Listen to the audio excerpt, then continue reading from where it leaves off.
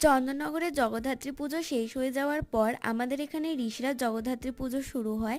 মানে নবমীর দিন মায়ের পুজো দিয়ে শুরু করে আরও 3-4 দিন মাকে রেখে দেওয়া হয় আমাদের এখানে। তবে এবারে না আমার ঋষিরাজ যাওয়ার একদমই কোনো প্ল্যান ছিল না।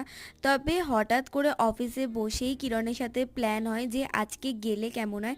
যদিও আমি শিওর ছিলামই না যে আমি যাব কি যাব না, কারণ মাসিমণি থেকে তখনও কোনো পারমিশন নেওয়া হয়নি।